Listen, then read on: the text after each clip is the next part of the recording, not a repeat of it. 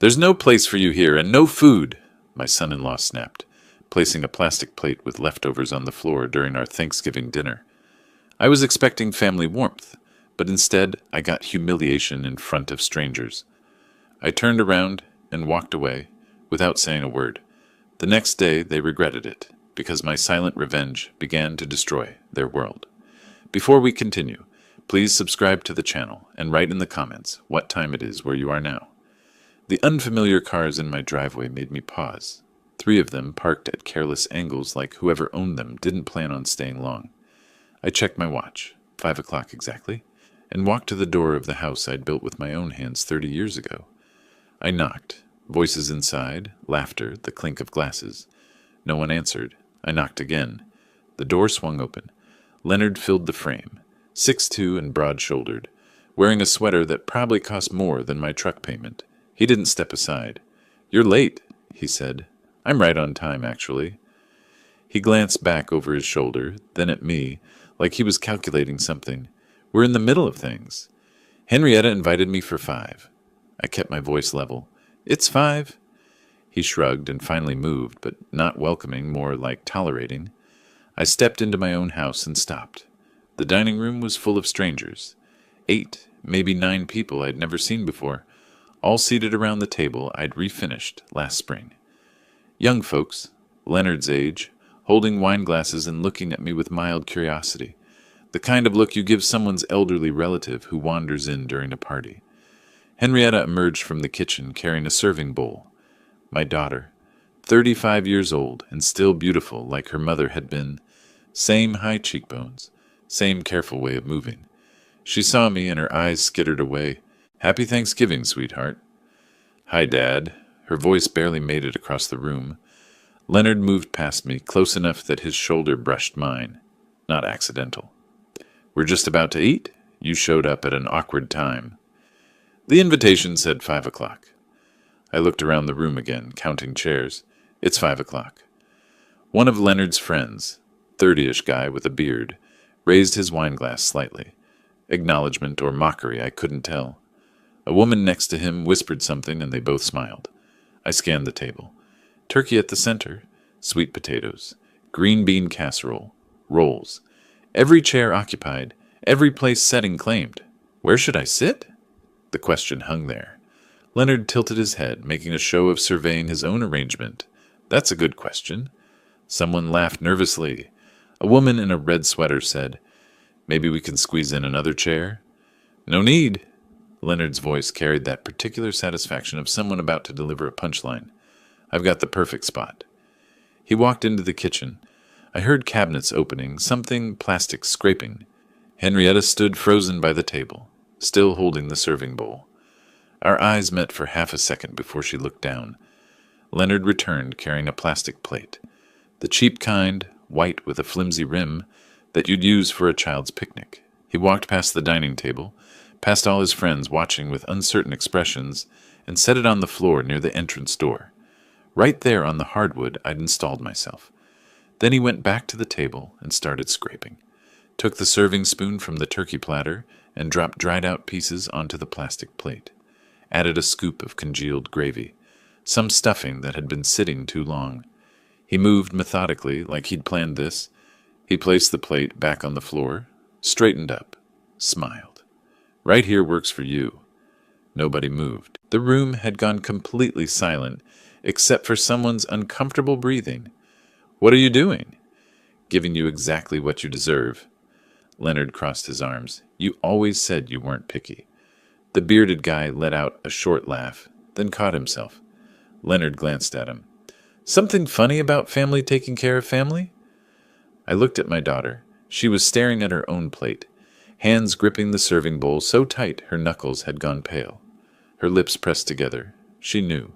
She'd known this was coming, and she'd said nothing. That silence cut deeper than anything Leonard had done. I stood there looking at that plastic plate with its pile of scraps, positioned exactly where you'd put food for a dog. The house settled around me with familiar sounds, the furnace clicking on, the refrigerator humming in the kitchen. Sounds I'd heard for 3 decades. I'd built this table, paid for the food on it. I owned every brick in these walls. Old Alton would have apologized, would have laughed it off, made some joke about eating in the truck, anything to keep the peace. Old Alton would have carried that plastic plate outside and pretended his son-in-law wasn't a cruel man and his daughter wasn't a coward. But something in me had shifted. Something had gone hard and cold while I stood there watching Leonard's performance. I looked at Henrietta one more time. She still wouldn't meet my eyes. I turned and walked to the door. No shouting, no pleading, just one foot in front of the other, my shoulders straight, my head up. Behind me I heard chair legs scraping, someone clearing their throat. I opened the door and stepped out onto the porch. Before it closed completely, I heard laughter resume. Easy, relieved laughter, the party continuing. I stood there for a moment in the November cold, keys in my pocket, the keys to the house I was locked out of, the keys to the property I still owned. I got in my truck and didn't start it right away. Through the dining room window, I could see them all eating now, passing dishes, someone pouring more wine. Leonard leaned back in his chair at the head of the table, saying something that made everyone laugh. My hands found the steering wheel, gripped it. The house lights glowed warm against the darkening sky. I turned the key and drove away. But something stayed behind, something I'd carried too long, the weight of trying to keep peace. By morning I knew that weight would be gone. I don't remember the drive home. One moment I was pulling out of that driveway. The next I was standing in my own kitchen, still holding my truck keys. My apartment, modest, paid off, mine, felt empty in a way it never had before. The jacket was still on, my good shoes too. I stood there staring at nothing. No, not nothing. I was staring at years of choices that had led to a plastic plate on the floor. On the counter sat a bag from the grocery store. The Thanksgiving meal I'd picked up that afternoon, roasted chicken, mashed potatoes, cranberry sauce, still sealed. I'd forgotten about it entirely. I left it there and moved to the kitchen table. Sat down, pulled out my laptop. The hours that followed had a strange clarity, like my vision had sharpened. I opened my banking app first, scrolled back through 4 years of statements, highlighting transactions in my mind. Rent-free living. The house they occupied had a market value of $1,500 a month. 4 years, $72,000. The business investment. Leonard's tech startup that was going to revolutionize something or other. I'd written a check for $80,000. He'd signed a promissory note, official and notarized. That document was in my filing cabinet. Smaller loans, emergency help with credit card debt, car repairs, medical bills that their insurance supposedly didn't cover. I added it up, another $15,000, maybe more. The total sat in my mind like a stone, $175,000, minimum. I got up and pulled the filing cabinet open, found the promissory note in a folder labeled Leonard Business. My handwriting on the tab, neat and hopeful. The paper was crisp, the signatures clear. Signed, dated, witnessed. Next folder, property documents. The deed to the house they lived in. Titled, solely in my name. I'd bought it as a rental property 20 years ago, kept it maintained, planned to use the income for retirement. Then Sarah died. Heart attack at 59, sudden and brutal. And Henrietta needed her father, or so I'd told myself. When Leonard's startup collapsed and they asked to move in temporarily, I'd said yes. Temporary became permanent. 4 years. I sat back down with the documents spread across the table. After Sarah died, I wanted Henrietta close, I said out loud to the empty kitchen. Hearing my own voice made it real. When Leonard asked for startup money, I told myself I was helping family. When they asked to move in, I said yes to temporary. But I wasn't being generous. I was buying a relationship with my daughter. My phone buzzed. 11 o'clock. Henrietta's name on the screen. I watched it ring. 5 buzzes. 6. Then voicemail. The notification appeared. I played it on speaker. "Dad, please!" Her voice cracked. Background noise, dishes clattering. "Can we talk tomorrow? Please call me back." She had her chance to talk. At dinner. When it mattered. I set the phone face down and opened my laptop browser. Typed, "Texas eviction law, no lease." The results loaded. I read carefully, taking notes on a legal pad. Texas Property Code Section 2402. For month-to-month tenancy or tenancy at will, Landlord must provide notice to vacate. Minimum 30 days for residential property. If tenant refuses to leave after notice period, landlord can file eviction suit. Without a rental agreement, which we'd never signed, Leonard and Henrietta were technically tenants at will. I owned the property, paid all taxes, had documentation, more searching. Promissory note enforcement, Texas. Contract law. Statute of limitations. 4 years for written contracts. Leonard's note was 3 years old, well within the window. I kept reading until the sky started turning gray outside my window. Dawn came slowly, pink and gold through the kitchen blinds. I hadn't slept, hadn't even felt tired. The decision that had been forming all night crystallized with the daylight. I'd spent years avoiding conflict, calling it keeping the peace. But there was no peace. Just me, shrinking smaller and smaller until I could fit on a plastic plate on the floor. Leonard made a calculation. He thought I was too old, too soft, too desperate for family to fight back. He was wrong. I stood up, joints stiff, and walked to the bathroom. Showered, shaved, dressed in pressed khakis and a button-down shirt. Business clothes. The face in the mirror looked older than 63, but the eyes were different, harder. I made coffee, drank it standing at the counter. Then I took out my legal pad and wrote a list in neat handwriting. Marcus Wade, attorney, property documents. Promissory note, bank statements. Eviction notice requirements. Texas law. I looked up Marcus Wade's cell number. He handled real estate law for my construction business. Had for 15 years. Professional relationship, not friends. That was important. 6:15 in the morning. I called anyway. He answered on the third ring, voice thick with sleep. Alton? What's wrong? I need an emergency meeting. Today. This morning. Silence. Then, it's the day after Thanksgiving. I know what day it is. Something in my voice must have registered. 9 o'clock, my office. By 9 o'clock, I was sitting across from Marcus Wade's desk. He looked tired, but alert. Mid-50s, graying hair, reading glasses on a chain. He studied my face. Alton, you look like you haven't slept. What happened? I placed the documents on his desk. Property deed, promissory note, bank statements printed at home, highlighted. I need to evict my daughter and son-in-law from my property. Marcus went very still. I need you to walk me through this. No emotional appeals, I said. Just the legal process. How fast can it happen? He picked up the documents, read slowly, asked questions. I answered each one precisely. Yes, the property was solely in my name. Yes, they'd been living there 4 years. No, there was no lease agreement.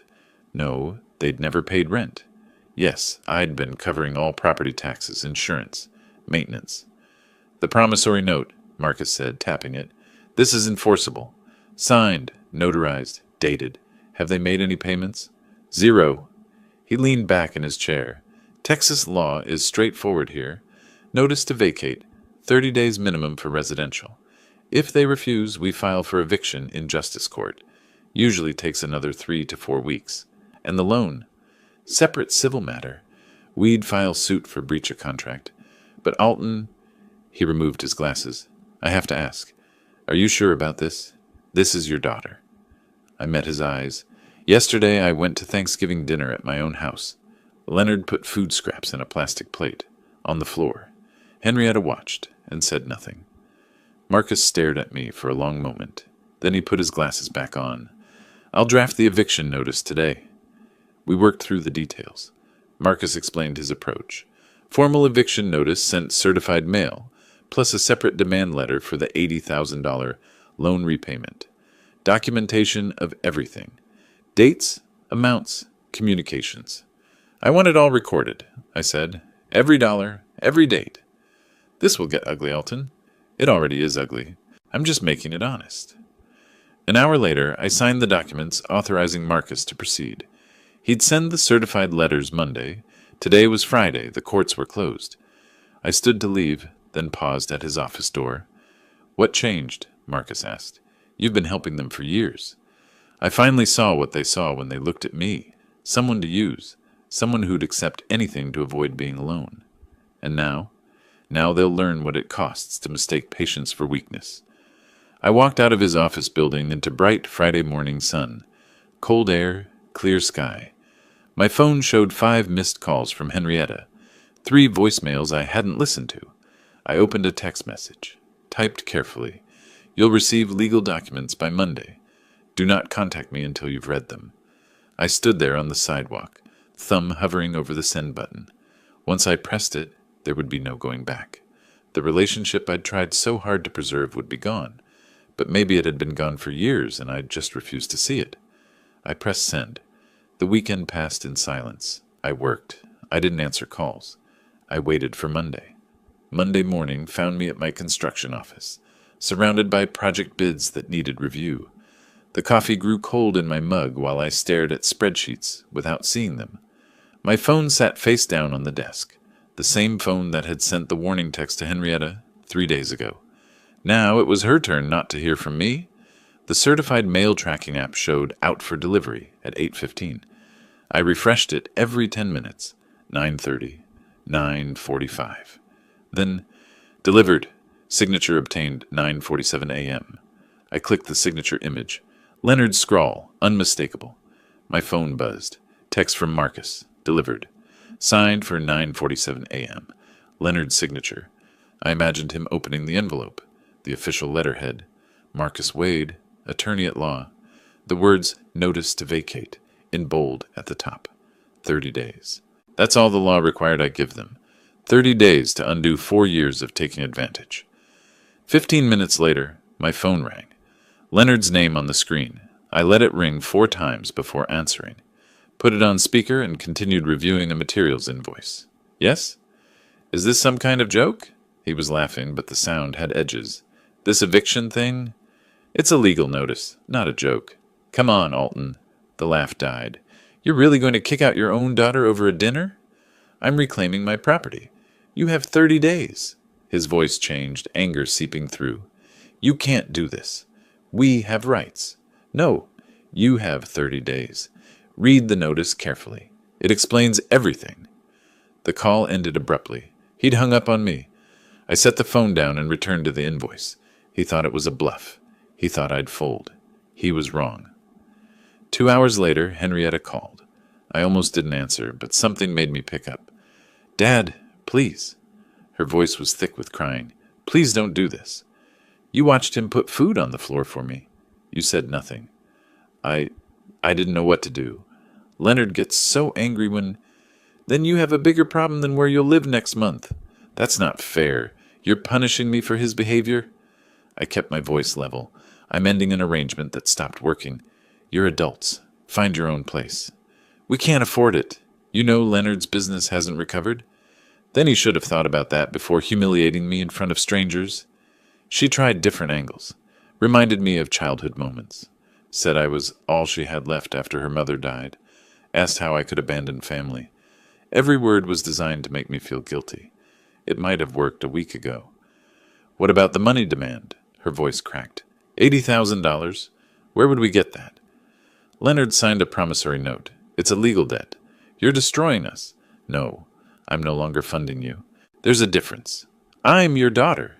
Yes, and you chose your husband over your father. Now live with that choice. I ended the call this time. Another power shift. I sat in the quiet office surrounded by the documents of my legitimate business, built over 30 years of honest work. I felt something crack inside me, not my resolve. Something else, the part that still hoped she'd choose differently. That afternoon, Marcus called. Leonard's lawyer contacted me. Guy named Simmons. Discount practice, handles everything from traffic tickets to divorces. What did he say? Asked if you'd be willing to negotiate. I said no. Asked if there were any procedural errors in the notice. I said no. Asked for 60 days instead of 30. And? I told him the law requires 30 days, not 60. We're not negotiating extensions. Marcus explained the rest. Simmons had argued that Alton had a moral obligation to family. Marcus shut it down. This was property law, not family therapy. Leonard had apparently become agitated, demanding his rights as a long-term occupant. What did you tell him about rights? That without a rental agreement or payment history, his clients have minimal rights under Texas law. He didn't like hearing it. After we hung up, I pulled up Leonard's social media on my laptop, scrolled through recent posts, expensive restaurant dinners 2 weeks ago, photos of a new watch, looked like a Tag Heuer, 1500 minimum, vacation pictures from Colorado dated October, can't afford rent, but can afford a weekend in Colorado, everything I needed to know. That evening, Leonard called again, different tone this time. The anger had been replaced by something that almost sounded like bargaining. I could hear Henrietta crying in the background. Alton, let's be reasonable. We can work something out. The time for working things out was before Thanksgiving. I'll apologize, okay? I'm sorry, it was stupid. Accepted. You still have 29 days to vacate. What about the money? I can't pay $80,000. Then I'll see you in court for the debt judgment. His voice took on a desperate edge. You'd really sue your own daughter. The note has your signature, not hers, but you're married, joint assets. Figure it out. Silence. Then his voice changed again, lower, threatening. You'll regret this, old man. You think you're so smart with your lawyer? 29 days. The clock is running. I hung up. Later that evening, I sat at my kitchen table, reviewing the documents Marcus had sent over, additional materials I had requested, payment history to the utilities, all in my name. Property tax records going back 20 years, every payment from my account, never Leonard's, insurance documentation, maintenance receipts. Every piece of paper reinforced my legal position. I picked up an old photograph from the box on the shelf. Henrietta's college graduation, her mother standing next to her, both of them smiling. Sarah had been so proud that day. I remembered the weight of the camera in my hands, remembered thinking we'd have years of moments like that. Was I wrong? The question came uninvited, unwelcome. No, I was finally right. After years of being used, I was finally right. My phone buzzed with a notification, social media alert. I glanced at the screen.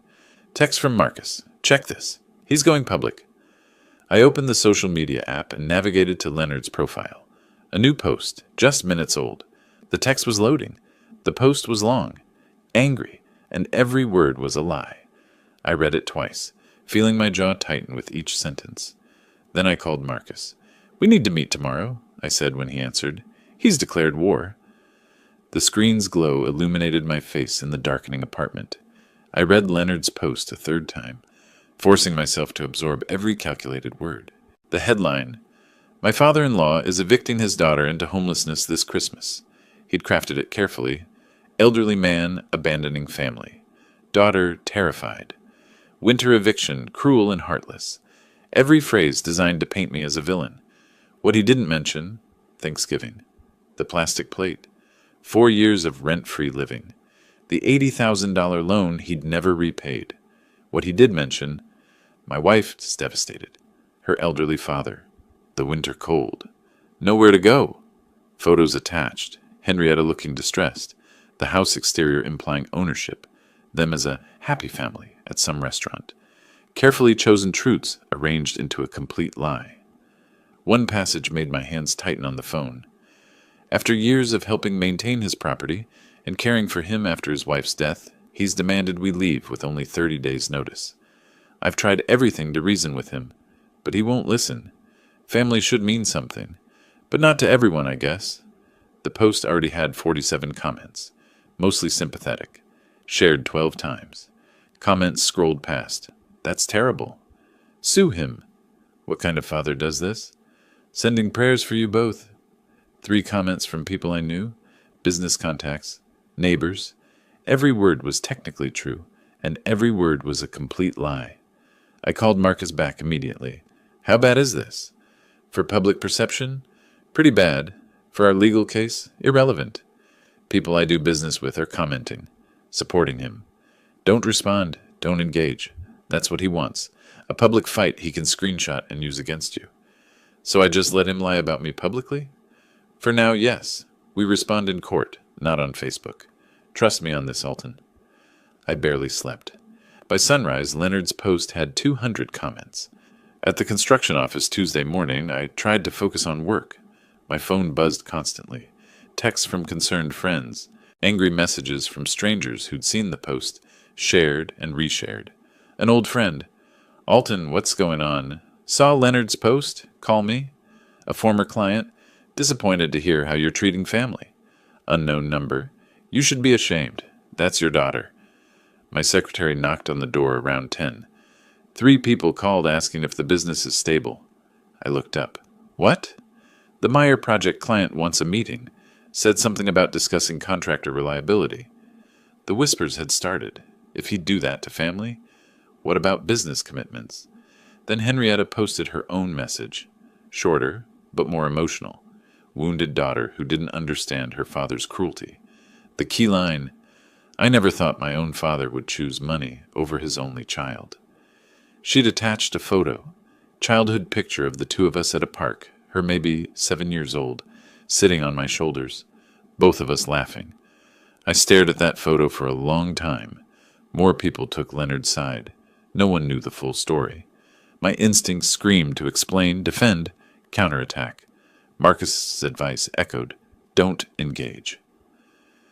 Around noon, Deborah Chen called, my bookkeeper for the construction company, access to all financial records. Organized, meticulous. Never called unless something was genuinely wrong. Alton, I need to show you something. It might be nothing. What is it? I was reconciling accounts and noticed discrepancies. Going back about 18 months. My stomach tightened.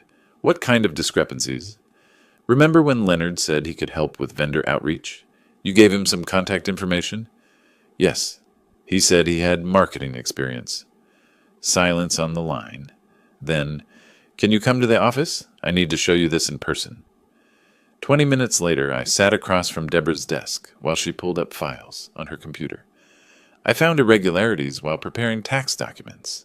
She turned the monitor toward me. Leonard was using your business contacts. He posed as your partner or representative. The screen showed emails, Leonard's name with my company's signature line. He took deposits from 3 clients for jobs that were never performed. She clicked through the evidence. Client 1, $12,000 for a home addition. Client 2, $8,500 for commercial remodel. Client 3, $15,000 for multi-unit renovation. Total, $35,500. Why didn't these people contact me directly? They tried. Leonard told them you were semi-retired, that he handled new contracts. Remember when you gave him email access to help with that supplier issue? I remembered. A temporary login 18 months ago when I'd been overwhelmed with a material shortage. He used my business to steal? I have all the emails. He signed them Leonard Evans Partner Relations. People assumed he was legitimate family business. My hands went cold. What else?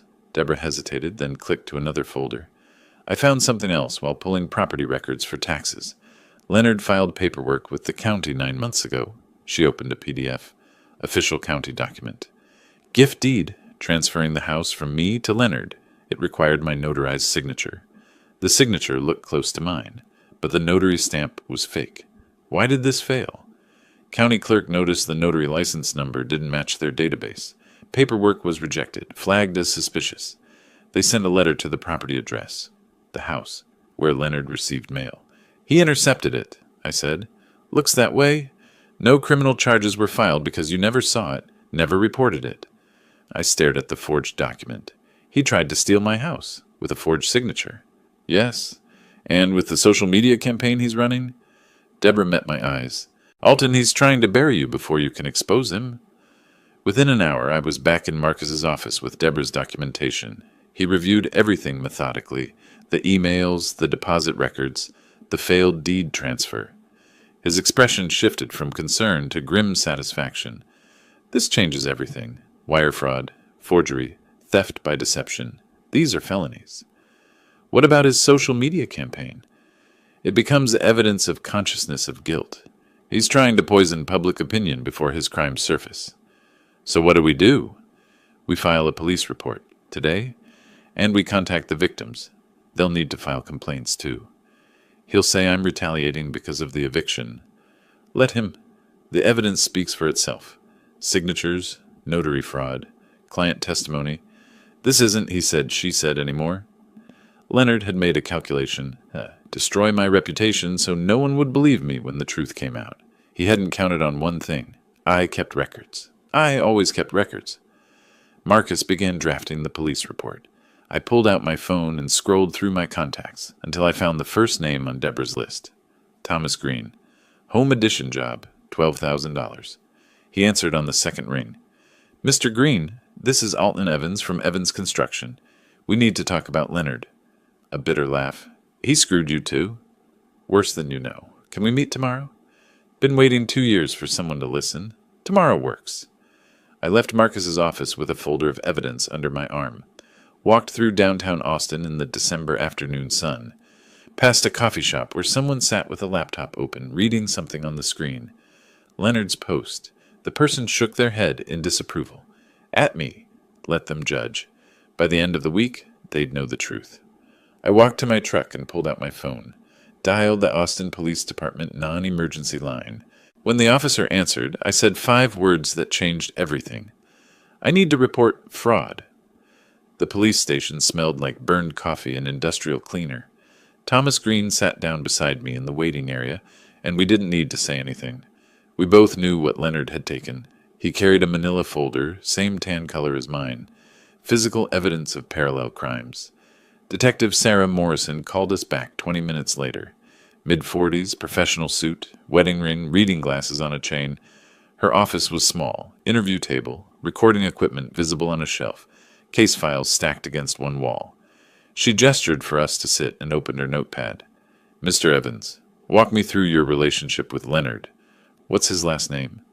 I paused. I don't actually know. He never took Henrietta's name, and she never mentioned his. Morrison looked up from her notes. Your son-in-law, and you don't know his surname? I realize how that sounds. I trusted him because my daughter did. That's usually how these cases work. She turned to Thomas. Mr. Green, you're the first victim on record? We spent the next hour presenting evidence. I laid out Deborah's financial records, the fraudulent emails with my company signature, the failed deed transfer with its fake notary stamp. Thomas showed his contract signed, Leonard Evans, partner relations, deposit receipts, a folder of unanswered emails and call logs. Morrison photographed each document, entered a case number into her computer, logged every date, every transaction. She worked methodically. Every paper got logged. Every date got verified. Mr. Green, why didn't you report this 2 years ago? I tried. Was told it was a civil matter, sue in small claims court. $12,000 didn't seem worth the legal fees. Using someone else's business identity changes it. That's theft by deception. Morrison made notes. How many others are there? At least 2 more, I said. My bookkeeper found them. Morrison made calls while we waited. Speakerphone, professional courtesy so we could hear. Maria Castellano answered on the second ring. Yes, she remembered Leonard. Yes, she'd paid a deposit. $8,500 for a commercial remodel. No, the work was never done. She'd filed a complaint 3 years ago. Nothing came of it. James Wu had a similar story. $15,000 for a multi-unit renovation. Promises, then silence. Another dismissed complaint. That's a pattern, Morrison said after the third call. He specifically targeted older clients. Used your reputation as cover. The realization settled over me like cold water. He didn't just steal money. He stole my name, my reputation. 30 years of honest work, and he wore it like a mask. By early afternoon, Detective Morrison had enough for an interview request. I was back at my construction office, trying to focus on a supplier invoice, when Marcus called. Morrison contacted Leonard. Voluntary interview scheduled for tomorrow morning at 10. Will they arrest him? Not immediately. They'll interview, see if he admits anything, offers explanation. He'll lie. Probably. But they have documents. Physical evidence. His lies will just dig deeper. That evening, Henrietta called. Her voice was shaking. Dad, the police called Leonard. They want to interview him about fraud. I know. I filed the report. Stunned silence. Then, you went to the police? 3 people lost over $35,000 because Leonard used my company name to steal from them. That's not possible. Leonard wouldn't. I have emails, bank records, their testimony. It's not up for debate. You're trying to put him in jail. No, I'm reporting crimes. The legal system will decide the rest. She didn't hang up immediately. Long silence. I could hear Leonard shouting in the background, words I couldn't make out. Dad, how many people? First time she'd asked for facts instead of making accusations. At least 4, maybe more. She ended the call without another word. The interview lasted 3 hours. Marcus called me when it was over. I'd been at my office all morning trying to work, checking my phone every 5 minutes. Leonard arrived with Simmons. Initial strategy was deny everything, claim the documents are fabricated. And? Morrison presented emails with timestamps, IP addresses matching his devices. He shifted to calling it marketing help, said there was a misunderstanding about authority. I closed the project file on my desk. What about the forged deed? Claimed he found it like that. Said he was asking questions about property transfer. Didn't know the signature was fake. Marcus's voice carried barely concealed satisfaction. Morrison said he was sweating through his shirt by the end. Did he admit anything? Not directly, but his attorney looked sick. Simmons knows Leonard's lying, and he knows Morrison knows. What happens now? She's referring it to the DA's office. Probably takes a few weeks for a charging decision. But Alton? This is serious now. Wire fraud, forgery, these are felonies. Later that day, Deborah called again. Found another one. Contractor named Steve Paulson. Leonard approached him claiming to be your nephew. Needed equipment rental. $6,000 worth of tools that were never returned. How many more are there? I don't know yet. I'm finding threads everywhere. Every contact list Leonard ever had access to, I'm cross-referencing. Keep looking. I want every victim to get justice. Alton, how did you not see this? The question I'd been asking myself for days. I trusted family. He counted on that. Late that evening, my doorbell rang. I wasn't expecting anyone. Henrietta stood outside, alone. First time I'd seen her without Leonard in months. She looked exhausted, eyes red from crying. She didn't ask to come in, just stood in the doorway. Is it true? All of it? Yes. Leonard said you're lying, making it up to justify evicting us. I walked to my kitchen table and picked up the folder Morrison had given me. Copies of everything. Police reports, victim statements, bank records. I held it out to her. Read them yourself. She stared at the folder, but didn't take it. I can't. If I look, I have to. I have to see. You already see. That's why you're here. She stood there, arms wrapped around herself against the December cold. The porch light cast shadows across her face. He's your husband. I understand loyalty. But loyalty to a lie isn't love, sweetheart. It's just fear. She left without taking the folder, but she came alone. First independent action in years. The next day, Marcus received court scheduling.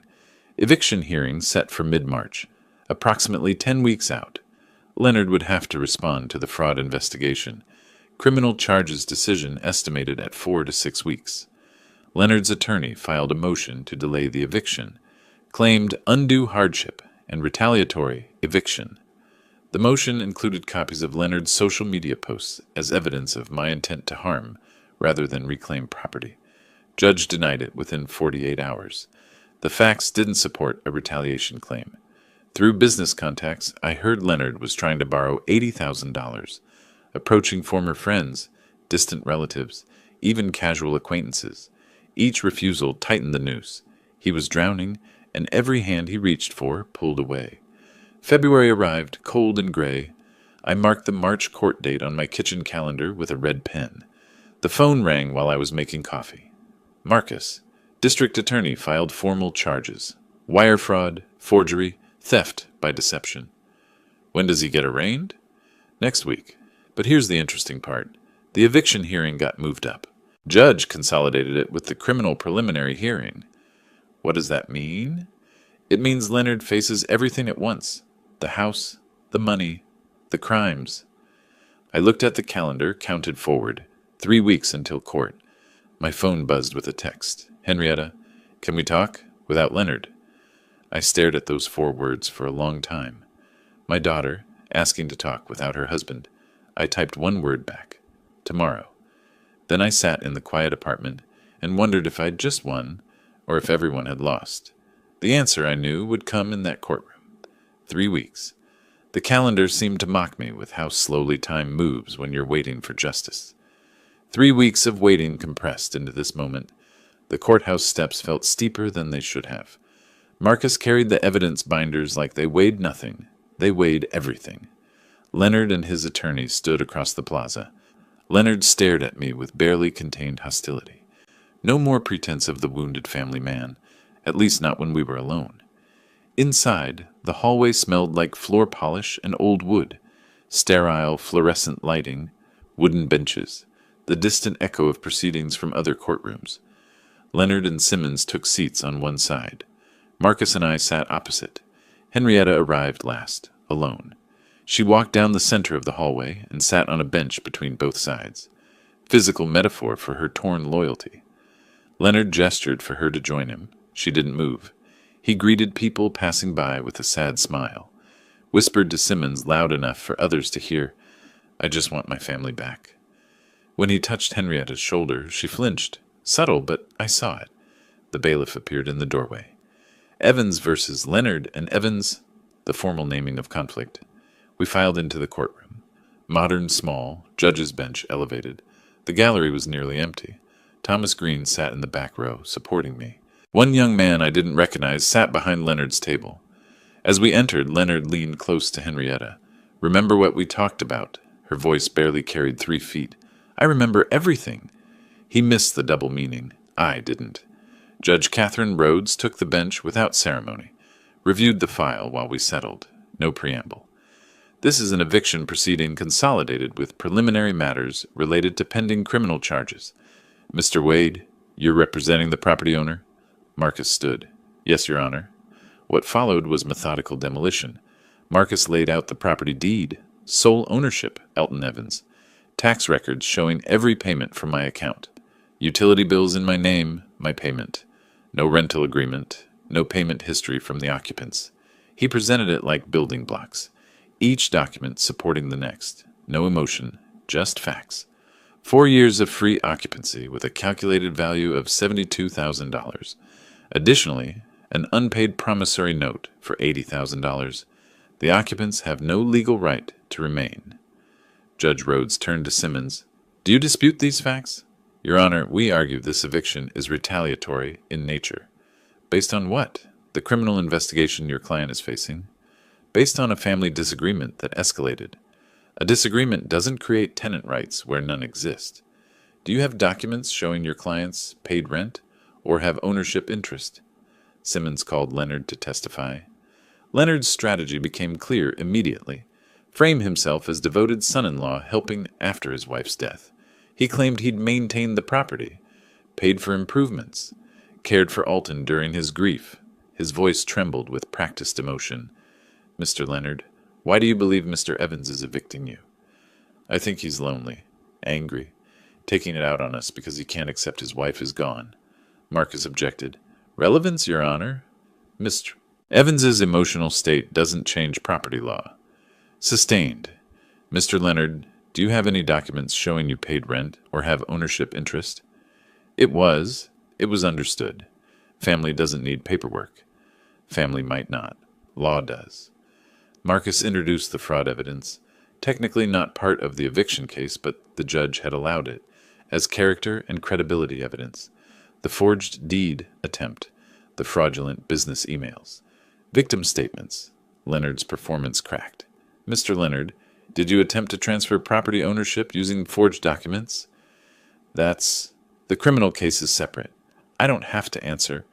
"Did you represent yourself as partner of Evans Construction to obtain client deposits?" Simmons stood. "Objection, Fifth Amendment rights." "He can refuse to answer," Judge Rhodes said, "but this is a civil proceeding. I can draw inferences." Leonard sat silent, sweating. No further questions. Judge Rhodes called a 15-minute recess. In the hallway, Leonard cornered Henrietta near the water fountain. "You need to testify. Tell her how your father abandoned us." "I don't think I can do that." "What?" "I saw the emails, Leonard. Dad showed me. You used his company to steal." He grabbed her arm. "Those were business decisions he doesn't understand." She pulled away. "You forged his signature on our house. To protect us. To secure our future. By stealing from him?" His voice rose. People in the hallway turned to watch. "You're as pathetic as he is. I should have left you years ago." The mask had fallen completely. Henrietta's face showed shock, hurt, but also something new. Clarity. Leonard saw he'd lost control. tried to soften. Baby, I'm sorry. I'm stressed. You know I didn't mean... Yes, you did. You meant every word. She walked away from him, sat on a bench alone, covered her face with her hands. First time Leonard's true self had shown in front of witnesses. Court reconvened. The young man who'd been sitting behind Leonard was gone. Leonard sat alone now. Henrietta remained in the gallery, not at his table. Judge Rhodes had made her decision. This case is straightforward. Mr. Evans owns the property outright. The occupants have no lease, have paid no rent, and have no legal basis to remain. The evidence of attempted fraud and the pending criminal charges speak to credibility and good faith, or lack thereof. The eviction is granted. Occupants must vacate within 14 days. Regarding the promissory note, that's a separate civil matter. Mr. Evans may pursue collection through appropriate channels. Leonard stood. Your Honor, please, we have nowhere to go. 14 days is more than adequate to find alternative housing. Next case. The gavel fell. A single sharp sound. Leonard stood frozen. Simmons gathered his papers quickly, avoiding eye contact with his client. Marcus shook my hand professionally. Outside, Henrietta sat on a bench in the March sun. Leonard stormed past both of us without looking back. I sat down beside my daughter. We didn't speak for a moment. You won. The court ruled fairly. That's not the same thing. The things he said to me in there. I heard. You were right about all of it. I didn't want to be right. I wanted to be wrong. She stood uncertain, lost. Where are you staying? I asked. I don't know yet. Not with him. I pulled out a business card, wrote an address on the back. This is a short-term rental property I own. It's empty. Stay there while you figure things out. No rent for first month. She took the card. Tears streamed down her face. She looked at the card, then at me, and I saw my daughter again for the first time in years. Not Leonard's wife. Not someone's possession. Just Henrietta. Thank you, she whispered. I nodded and walked to my truck.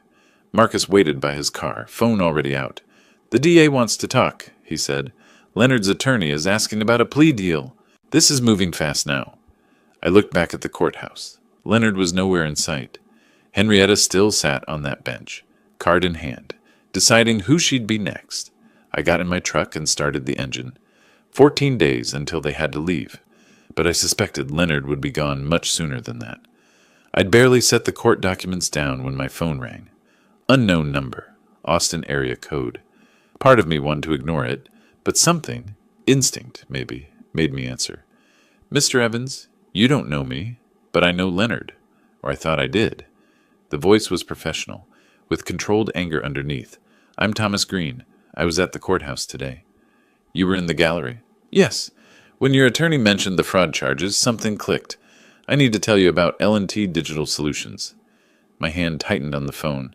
That was Leonard's startup, the one I invested $80,000 in. That's what he told you. But there were two investors, you and me. He took $35,000 from me for equipment and software. Never saw a dollar back. The pieces connected. When? 2 years ago. He approached me with this revolutionary app idea. Showed projections, market research. All fabricated, I realize now. He used your investment as proof of viability. Said my father-in-law believes in it. The company existed 6 months. Produced nothing. Dissolved quietly. Why didn't you pursue it? $35,000 hurt, but I'm not broke. Chalked it up to bad investment. But hearing he did the same thing to construction clients, used your name, I realized it was deliberate. He's facing charges already. Wire fraud, forgery. Add mine to the list. I want him accountable for every lie. I gave him Marcus's number and called my attorney immediately after. This is good, Alton. Marcus's voice carried energy. Well, not good, but legally strong. It shows sophistication. Premeditation. How many people did he hurt? We're up to 7 documented victims now. Total damages exceeding $100,000. The number settled in my chest like a stone. I brought him into my life, introduced him to my business contacts. I made this possible. No, he made his choices. You were a resource he exploited. There's a difference. The next morning brought a different kind of call. Mrs. Chen, my neighbor near the property. Elderly woman who'd lived on that street for 40 years. Alton, dear, I see a U-Haul at your house. Are they taking your things? What things? Furniture. I remember that dining set. You had it before they moved in? The antique desk from your office? Realization hit like cold water. I'm on my way. Call the police. Tell them there's a theft in progress. I broke 3 traffic laws getting there. Didn't care. The U-Haul sat in the driveway, back door open. Leonard directed 2 men loading furniture. My furniture. The dining set that had belonged to my parents. The desk I'd refinished myself. Tools from the garage. Lawn equipment. He was selling my property to raise money. I blocked the driveway with my truck. Leonard saw me. His face shifted from panic to defiance. The moving helpers stopped working, sensing trouble. That's my property. Put it back. It's in my house, my possession. Your house? You have 13 days left. That furniture predates you by 20 years. Prove it. Photos. Receipts. My parents' estate documents. Want to add theft to your charges? One of the movers looked at Leonard. Man, you said this was your stuff. It is. He's lying. Deputy Hayes arrived, same officer who'd handled the eviction documentation. He took statements while I pulled up photos on my phone. Same furniture visible in dated family pictures. Christmas photos from before Sarah died. Images time-stamped years before Leonard entered our lives. Mrs. Chen provided witness testimony. She'd watched me move that furniture into the house 2 decades ago. The helpers confirmed Leonard hired them, claimed ownership of everything. Hayes told them to unload everything back inside. Leonard tried to argue, his voice rising. Keep it up and I'll arrest you for obstruction, Hayes warned. Leonard deflated, watched his escape plan unravel. Mr. Leonard, I'm documenting this incident. The DA will be notified. You attempted to steal and sell property that isn't yours.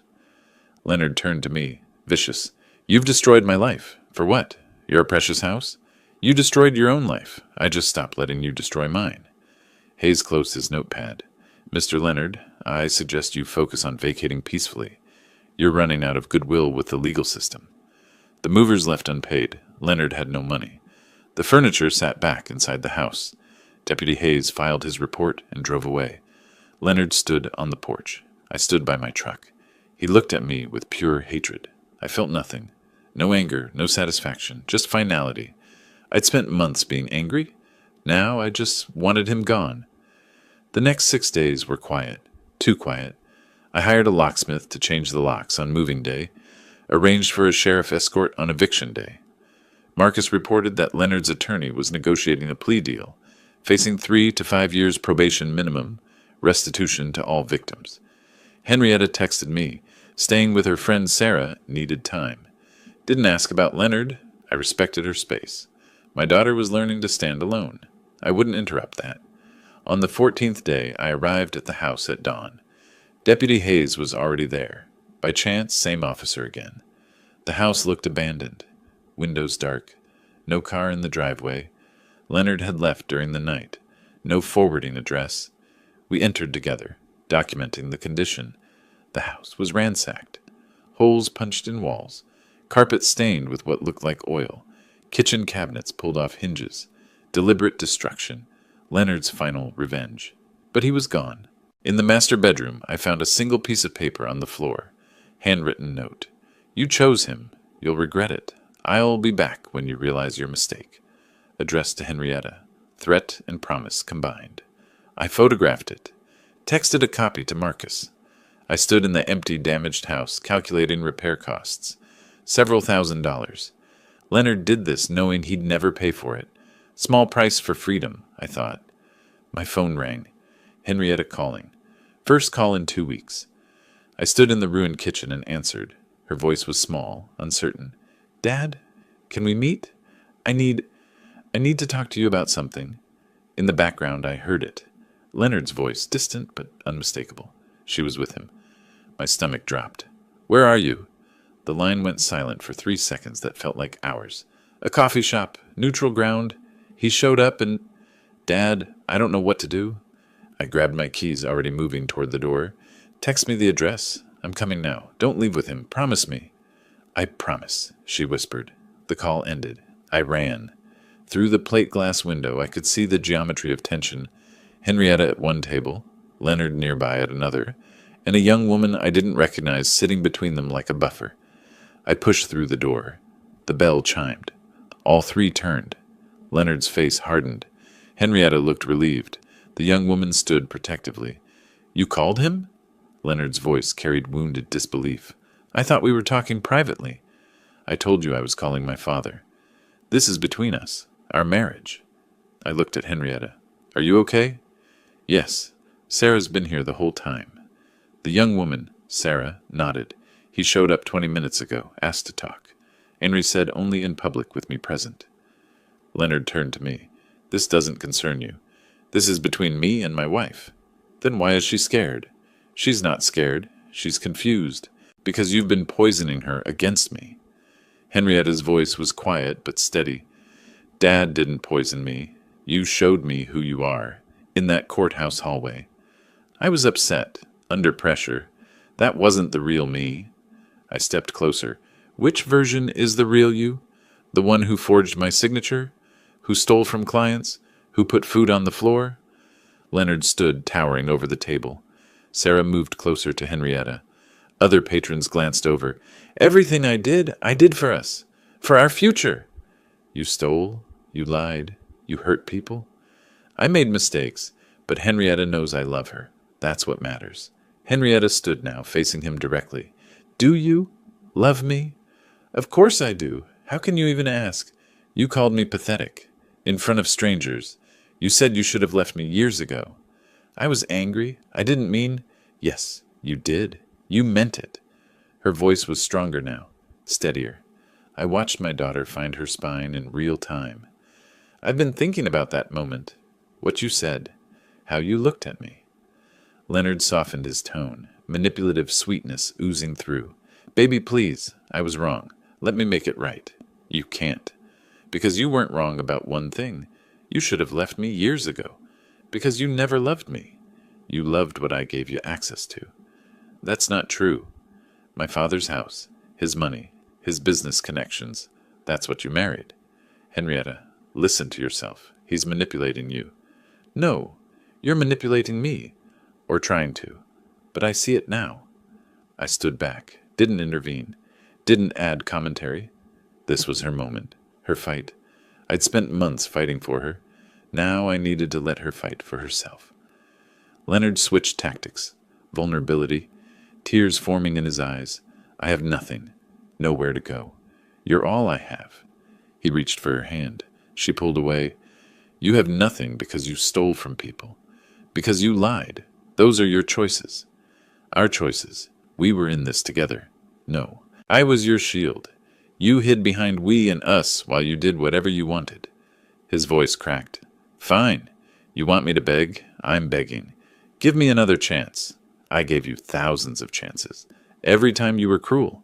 Every time you lied. Every time you made me feel small. I gave you another chance. Sarah touched Henrietta's arm gently. Henri, we can leave now. Yes, we can. As Henrietta gathered her jacket, Leonard's face transformed. The vulnerability vanished. Cold rage replaced it. He grabbed her wrist as she passed. I moved forward. Sarah pulled out her phone. You walk away. You'll regret it. His voice was low, menacing. Henrietta pulled free. Is that a threat? It's a reality. You think you can make it without me? You're weak. You've always been weak. Maybe I was, but I'm learning. He turned to me. This is your fault. You destroyed our family. There was no family. There was a hostage situation. The barista approached. Is there a problem here? Sarah held up her phone. I've been recording since he grabbed her. Leonard saw the phone, realized the situation, backed away. You'll all regret this, he muttered. He walked out, didn't look back. Through the window, I watched him get into a beaten car and drive away. Henrietta sank into her chair, shaking. Sarah sat beside her, supportive hand on her shoulder. I remained standing, giving them space. We sat there for 20 minutes before anyone spoke. Sarah excused herself, gave us privacy, left Henrietta and me alone at the table. I'm sorry, Dad. For what? For not seeing it, for not believing you, for Thanksgiving.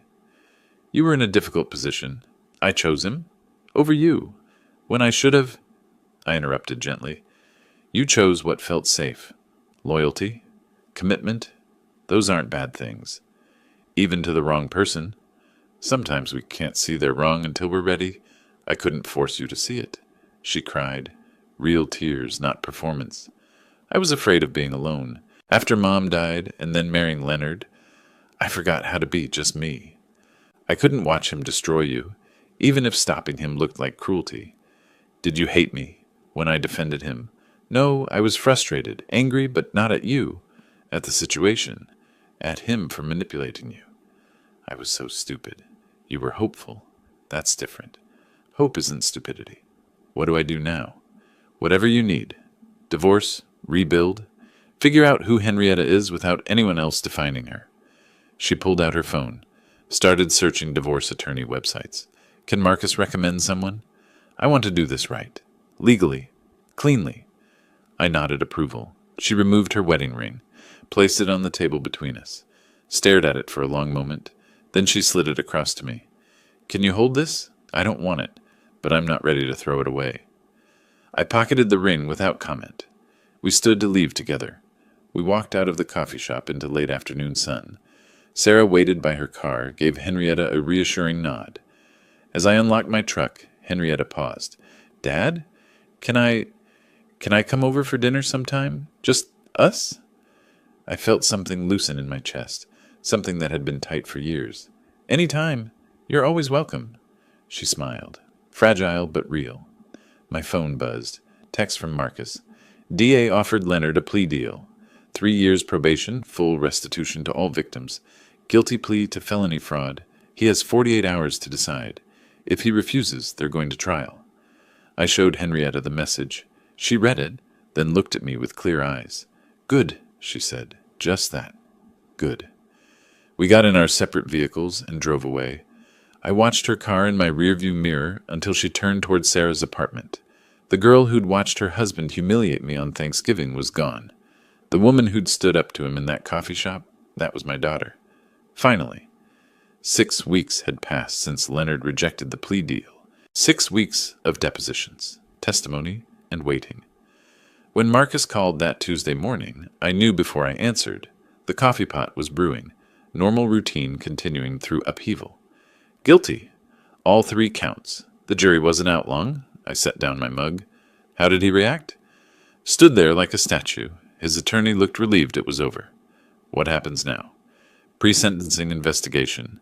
Judge Rhodes will consider victim impact statements, restitution amounts, criminal history. Sentencing in 2 weeks. What's the likely outcome? 3 to 5 years probation, full restitution to all victims. That's about $115,000 total. Felony conviction on his record permanently. I felt no triumph, just finality. I'd wanted accountability, not destruction. But Leonard had chosen his path at every turn. Marcus was coordinating with the other victims. Thomas Green, Maria Castellano, James Wu, and the others would receive restitution through a payment plan. The DA's office required Leonard to pay in installments over his probation period. If he failed, probation would be violated. Possible jail time. Thomas called that afternoon. I heard. Guilty verdict. Yes. Marcus says restitution is part of the sentence. I don't care about the money anymore. I care that he can't do this to anyone else. Felony record will follow him. Every job application, background check. Good. Maybe that'll teach him consequences exist. Later that day, Henrietta called. Her voice was subdued. Dad, I heard about the verdict. I thought you might. I don't know how to feel. You don't have to feel any particular way. It's complicated. Part of me is relieved. Part of me feels guilty. Like I should have... Should have what? Stopped him years ago? We all miss the signs. I was married to him. I should have known. People hide who they are, even from those closest to them. She'd moved into a small one-bedroom apartment. Started a bookkeeping job at a local firm. The divorce papers had been filed. Leonard hadn't contested. She was attending therapy twice a week. For the first time since Mom died, I'm figuring out who I am.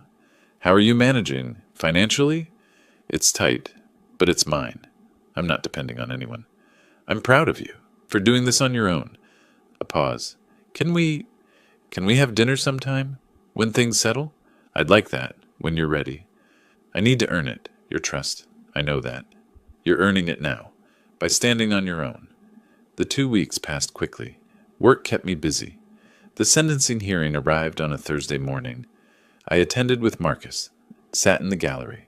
Several victims were present: Thomas Green, Maria Castellano, others I recognized from documents. Henrietta had chosen not to attend. Leonard was brought in wearing a county jail jumpsuit. He looked diminished, weight loss, haunted expression. His attorney made a brief statement about accepting responsibility, asked for leniency. Thomas Green spoke first, described the financial damage, the emotional betrayal of trust. Maria Castellano, an elderly woman, explained how the fraud had depleted her savings. The DA read statements from other victims who couldn't attend. I didn't speak. Marcus had advised that my civil resolution was sufficient. Judge Rhodes reviewed her notes, then addressed Leonard. Mr. Leonard, you engaged in a sophisticated, calculated scheme to defraud multiple victims. You exploited family connections, business relationships, and the trust of elderly clients. Your presentence report shows no prior criminal history, which works in your favor. However, the breadth and duration of your fraud demonstrates clear premeditation. I sentence you to 5 years supervised probation. Conditions: full restitution to all victims totaling $115,000, payable in monthly installments. Community service, 500 hours. You are prohibited from engaging in any business transactions exceeding $1,000 without probation officer approval. Violation of any term results in immediate incarceration of up to 3 years. Do you understand? Leonard's voice was barely audible. Yes, Your Honor. As he was led out, he made eye contact with me. No words, just a hollow stare. I felt nothing. No anger, no pity. Just closure. The man who'd humiliated me on Thanksgiving was gone. What remained was just consequence. Outside the courthouse, Marcus and I stood on the steps. Bright summer day, heavy contrast to the proceedings inside. It's over, officially. The house repairs cost me $8,000, the legal fees. $15,000, I know, but you got the house back. The debt acknowledged, and he's on record as a felon. $23,000 to learn my son-in-law was a criminal. $23,000 to stop him from taking everything. Perspective matters. Restitution payments would begin next month. Leonard had to maintain employment, report monthly to his probation officer. The divorce finalization was expected within 60 days. Marcus handed me a final documentation folder. Keep these. In case he violates probation, you'll need to show payment history. I took the folder, knowing I'd file it away and try to forget. I drove home through Austin traffic. Summer heat shimmered on the pavement. The radio played mindlessly. I turned it off, preferred silence. 7 months ago, I'd walked out of my own house with food scraps on a plastic plate on the floor. Today, a judge had declared Leonard a felon. Between those 2 moments lay months of anger, legal battles, and family destruction. Was it worth it? The question haunted me. My phone buzzed at a red light. Text from Henrietta. I know today was sentencing. Are you okay? I stared at the message, then typed, Yes. Are you? Her reply came quickly. Getting there. Can we talk this weekend? I typed, Sunday dinner. My place. I'll cook. Her response. A simple heart emoji. Tentative reconnection. I arrived home and parked in the driveway. Looked at the house. Repairs completed. Lawn maintained. Property mine again. Pulled out my keys and walked to the door. I unlocked it and stepped inside. The house was quiet. Empty, but mine. I set down my keys, loosened my tie, walked to the kitchen. The coffee maker sat on the counter, ready for tomorrow's routine. Through the window, I could see my neighbor, Brian, working in his garden. Normal life. Continuing? I pulled out my phone and opened a new document. Typed a title. When Family Becomes a Threat. How I Protected My Life. If my story could help one other person recognize the warning signs, maybe the pain had purpose. I started writing. The words came easier than I expected, maybe because I'd lived every one of them.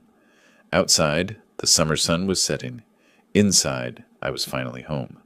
The August heat hadn't broken yet, but at 6:30 in the morning, the air was still bearable. I stood on my front porch, the same porch where I'd stood last Thanksgiving, locked out of my own life, and felt the difference. 9 months. That's how long it took to reclaim my life. Leonard was serving probation, making his restitution payments. Marcus sent quarterly updates. Henrietta was living independently, working, healing slowly. The house had been repaired. My business was stable. Deborah still managed the books diligently. The financial cost, $23,000 in legal fees and repairs. But the $80,000 promissory note was being repaid monthly. Perspective mattered. Brian appeared in his adjacent garden, noticed me with my coffee. "Morning, Alton. Nice to see you looking relaxed." "Feels strange, being relaxed. I remember last fall, you looked like you were carrying the world. What changed?" I put it down, realized I didn't have to carry other people's choices. "Your daughter, she doing okay?" "Better. We had dinner last week. She's finding her way." Takes strength to do what you did, setting boundaries with family. Didn't feel like strength at the time, felt like survival. My phone buzzed. Message from Henrietta. Photo attachment, her at a desk with an Employee of the Month certificate. Brief text, small victories. "Dinner this Sunday?" I studied the photo. My daughter smiling, genuine happiness. No strain. I typed, "Proud of you. Sunday works. My place or restaurant?" Her reply, "Your place. I'll bring dessert. Real dessert, not store-bought. Looking forward to it." We'd had dinner 6 times in 3 months. Still careful with each other. Still rebuilding. She never asked about Leonard. I never mentioned him. That chapter was closed for both of us. Sometimes I saw glimpses of the daughter I'd known before. Quick wit, genuine laugh. Other times I saw someone new. Someone stronger. An hour later, Marcus called. "Just wanted to update you. Leonard's made 3 restitution payments. On time." "That's good. Divorce finalized last week. Henrietta got the paperwork." She mentioned it. Seemed relieved more than anything. "All civil matters resolved. Unless he violates probation, you're done with courts." "Thank you, Marcus, for everything. You made it easy. You had documentation, patience, and you never let emotion override strategy." Didn't always feel strategic. The best strategies rarely do. After Marcus hung up, I returned to my laptop. I'd been writing a detailed account of my experience, not for revenge or public shaming, but as a warning and guide. The document title read, "When Family Becomes a Threat, Recognizing Financial Abuse and Protecting Your Assets." I'd outlined the warning signs: family members living rent-free indefinitely, loans without paperwork, isolation from other relationships, the legal protections, documentation, property records, promissory notes, the emotional manipulation tactics, the steps to take. I wasn't writing this for me. I was writing it for the 70-year-old man somewhere who felt trapped, for the elderly woman whose children were waiting for her to die so they could inherit, for anyone who thinks family means accepting abuse. I paused, looking at a framed photo on my desk. Young Henrietta, maybe 5 years old, sitting on my shoulders at a park, both of us laughing. The same photo I'd looked at during the darkest moments. That little girl still existed somewhere in my memory. But she wasn't coming back. The woman Henrietta had become, flawed, damaged, healing, was real. And I could love her without letting her destroy me. That was the lesson. Love doesn't require self-destruction. The afternoon sun baked the porch boards. I moved to the shade, coffee long cold. Reviewed what I'd written, saved the document.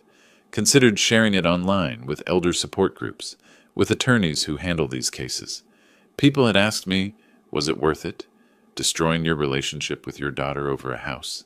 They didn't understand. I hadn't destroyed anything. I'd stopped participating in my own destruction. The relationship that existed before, built on me giving, her taking, Leonard manipulating, that needed to die. What we were building now, that was real. Hard, painful, uncertain, but real. I prepared a simple dinner for myself, sat at the dining room table, the same table Leonard had tried to steal, ate slowly, peacefully, alone but not lonely. After dinner, I walked to the hall closet, pulled out a plastic bag I'd kept hidden. Inside, the plastic plate from Thanksgiving. I'd kept it as a reminder, but I didn't need it anymore. I took it to the outside trash bin, dropped it in without ceremony. The sound it made hitting the bottom was ordinary, just trash. That's all it had ever been. I returned to the porch as the sun set.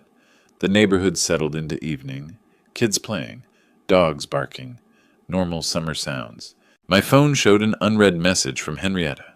Photo of ingredients for Sunday's dessert. I smiled. Texted back a thumbs up. I'd spent 9 months fighting for justice. What I'd found was something different. Not revenge, not even victory. Just freedom. Freedom from manipulation, from false obligations, from the weight of other people's choices. Brian waved from across the fence. Poker night Thursday. You in? I nodded. I'm in. Life continuing. Normal, unremarkable, mine. I stayed on that porch until the streetlights came on, watching my neighborhood exist around me. Somewhere across Austin, Leonard was living whatever life his choices had built, and it had nothing to do with me. Somewhere closer, Henrietta was probably making her dessert, practicing recipes, building competence in small ways.